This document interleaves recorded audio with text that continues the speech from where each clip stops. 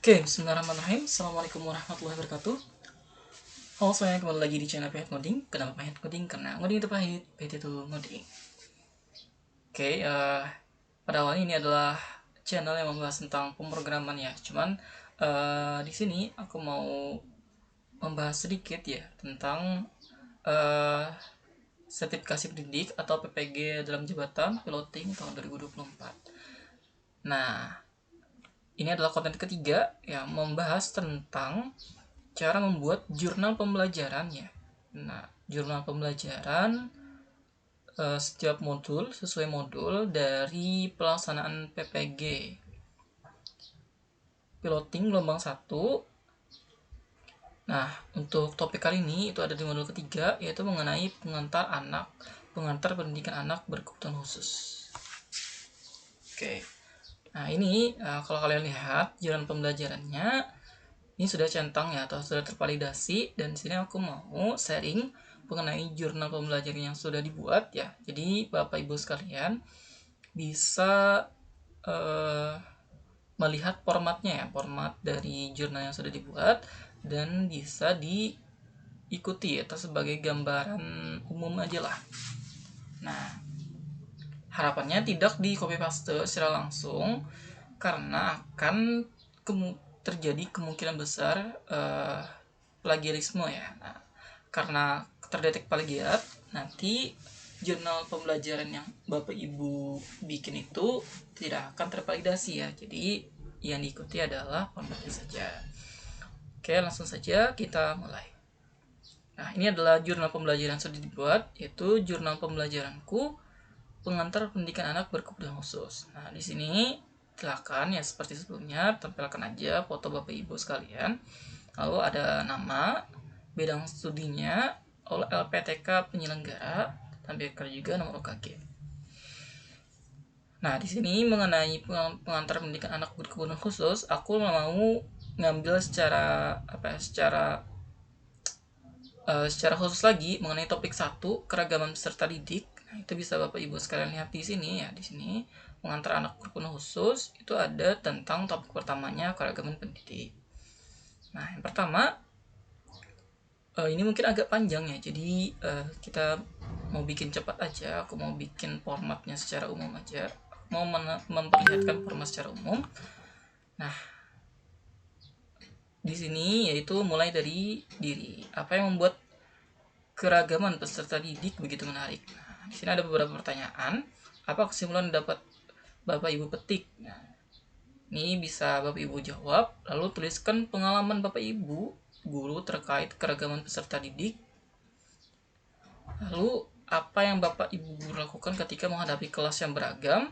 Bagaimana Bapak atau Ibu memastikan pengajaran yang dilakukan dapat mengakomodasi keragaman peserta didik?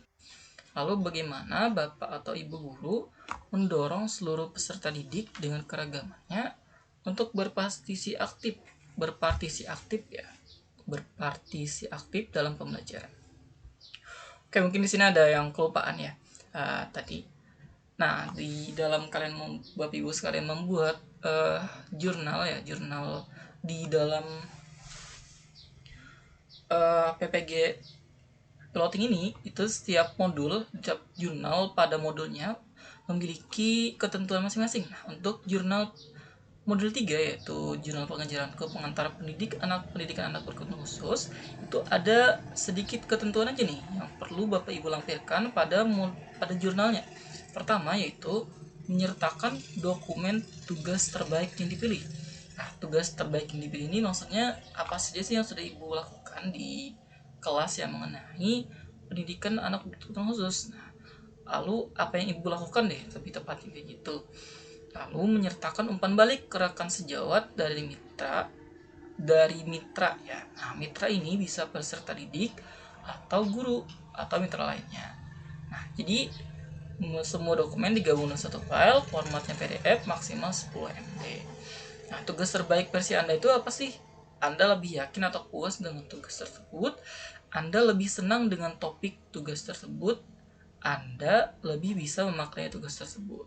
Nah, meskipun di sini katakan tidak ada benar atau salah, selamat tugas terbaik versi Anda ya.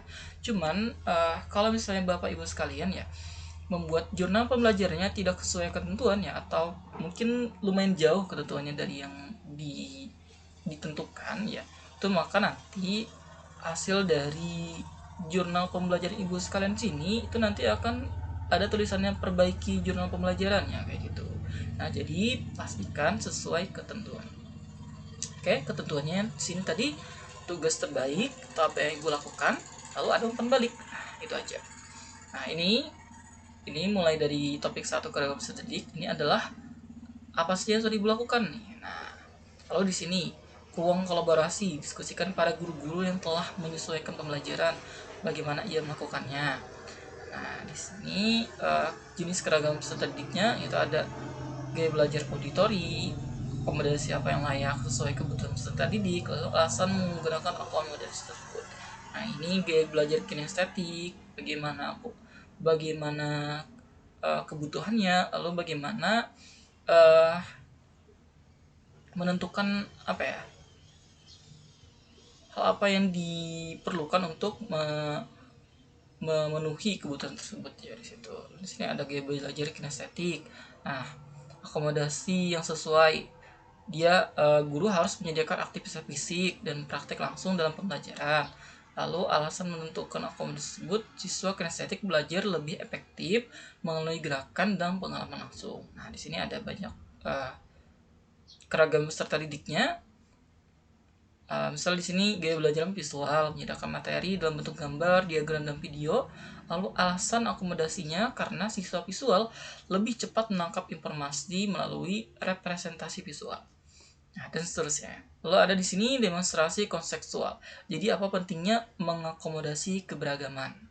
Nah, kondisi apakah Bapak Ibu guru telah mengidentifikasi perbedaan gaya belajar di setiap peserta didik Anda? Ya. Apakah Bapak Ibu guru menyediakan bahan ajar yang mencerminkan keberagaman? Ya. Apakah Bapak guru telah memberikan dokumen khusus bagi peserta didik dengan kebutuhan khusus? Ya. Apakah Bapak Ibu guru menyadari perbedaan kemampuan masing-masing peserta didik? Nah, ya. Nah, di sini demonstrasikan pemahaman Bapak Ibu guru ya setelah mempelajari keragaman peserta didik dengan memberikan centang pada jawaban yang sesuai dengan implementasi. Nah, ini disesuaikan aja semua sesuai pemahaman Bapak Ibu sekalian.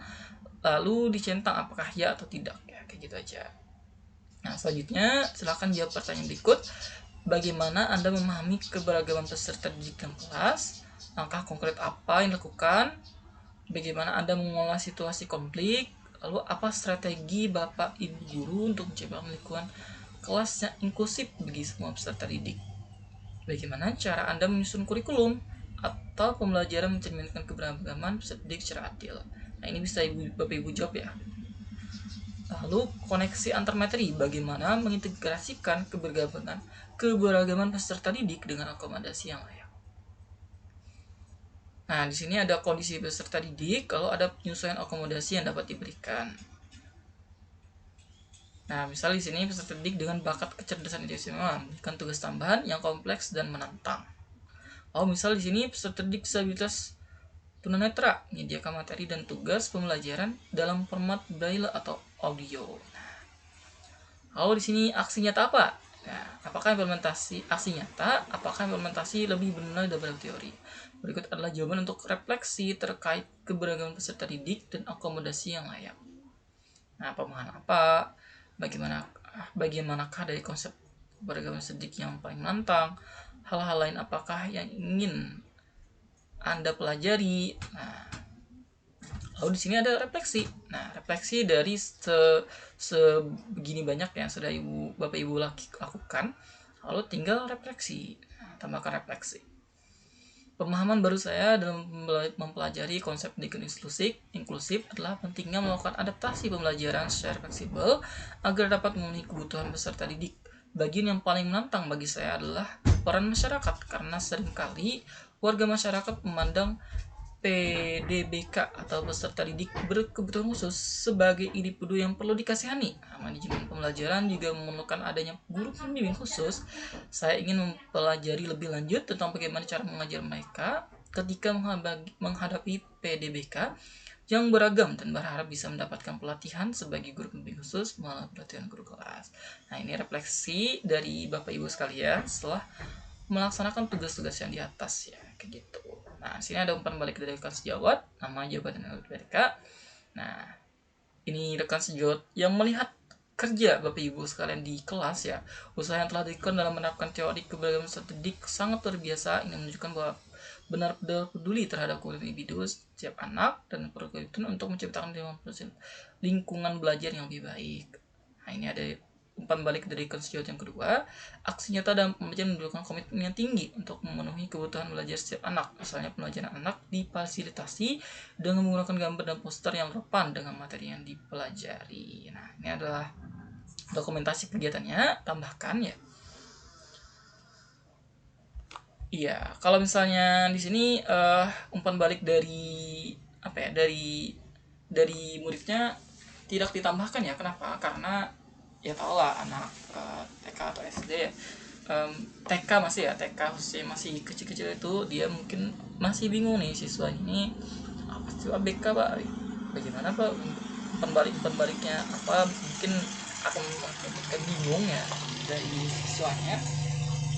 Jadi umpan baliknya cukup ditambahkan oleh rekan sejawat aja.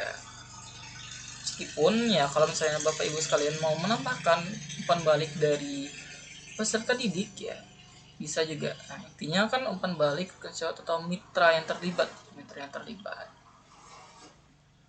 Oke, itu saja untuk pembahasan video kali ini. Semoga bisa dipahami ya. Nah, dari yang aku pahami ya tentang jurnal pembelajaranku pengantar pendidikan anak berkebutuhan khusus ini, mungkin kalian bisa sesuaikan ya, bisa ikuti ya mulai dari pertanyaan-pertanyaannya atau formatnya ini. Nah, yang penting dalamnya yang kalian lakukan dan penjelasan itu dari Bapak Ibu sekalian masing-masing. Nah, itu mungkin yang supaya tidak terdetek plagiat ya atau mengikuti kayak orang. Nah, tinggal akan tambahkan juga ini dari umpan balik dari Kasiotnya minta kalau ada dokumentasi kegiatan Bapak Ibu sekalian juga. Oke, itu saja ya bahasannya untuk materi cara membuat jurnal pembelajaran pengantar pendidikan anak berkebutuhan khusus untuk PPG piloting dalam jabatan tahun 2024. Ini yang sedang saya kerjakan ini adalah kloter pertama ya dari PPG piloting. Nah, katanya akan banyak lagi ya pemanggilan untuk guru-guru yang berikutnya. Semoga Bapak Ibu guru sekalian yang masih belum terpanggil ya akan segera terpanggil, khususnya yang sudah mengabdi lama nih. Nah, alhamdulillah ada kejelasan ya kayak gitu. Nah, seperti guru-guru saya waktu TK ini, waktu PAUD, kenalan saya itu ada yang sampai 20 tahun sudah ngajar dan masih honorer aja ya.